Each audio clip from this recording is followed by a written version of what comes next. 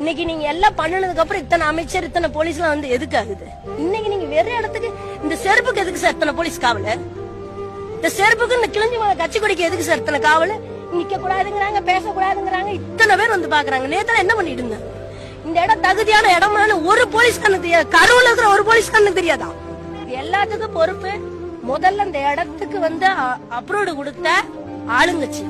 அதுக்கப்புறம் இந்த இடம் தகுதியான இடமான அவங்க கட்சியில இருக்கிற நிர்வாகம். விஜய் சாருக்கு தெரியாது, நான் குத்தம் சொல்ல, அவருக்கு விஜய் வேலுச்சாமி முறை கரூர்ல எங்க இருக்குன்னு கூட அவருக்கு தெரியாது. அப்ப அந்த பொறுப்பேது இந்த இடத்த ஓகே பண்ண பாத்தீங்களா? முதல்ல அவன் மேல கேச போட்டு அவனை உள்ளதாங்க.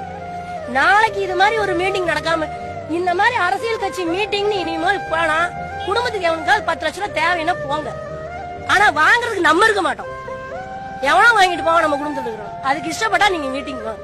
இன்னுமே செம்மிளியாட்டு கூட்டம் மாதிரி இருந்தோம்னு வச்சுக்கோங்க, உண்மையாலுமே நம்ம வாழ்றதுல வேஸ்ட். நம்மளால எவ்வளவு ஒரு கில்லுக்கறியா யூஸ் பண்றாங்கிறது இந்த மீட்டிங் வந்துருக்கு. அதாவது இங்க இருக்கிறவங்க இத்தனை படிச்சு எவ்வளவு கேவலமா இன்னைக்கு கரூரை பாக்குறாலும் கொண்டு வந்துட்டாங்க. இவங்க எல்லாம் படிச்சவனான்னு கேக்குறானு காலையில இருந்து நியூஸ்ல. அவ்வளவு கேவலமா போய் இங்க இருக்கிற பிள்ளைங்க இங்க இருக்கிற விஷயம் பார்க்க வரமாட்டாங்க. யாரு நம்ம குழந்தைகளோட வரக்கு அறிவில்லையான்னு கேக்குறீங்க. இங்க பக்கத்து வீட்டு பிள்ளைங்க வந்து விஷயம் பார்க்காதா சார்? யாரு கண்ட்ரோல் பண்ண முடியும்னு நினைக்கிறீங்க?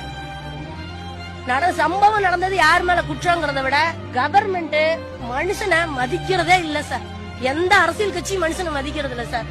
நம்ம பார்த்து திரும்பினா தான் சார் ஆகும். திருப்பி எல்லாம் அடிச்சோம்னா தான் யோசிச்சு கேள்வி கேட்டு படிச்சவனை உட்கார வச்சு பண்பானவனை உட்கார வச்சு ஜனங்களை நேசிக்கிற ஒருத்தனை தலைவரா தேர்ந்தெடுக்காத வரைக்கும் நம்ம செத்துக்கிட்டே தான் சார் இருப்போம்.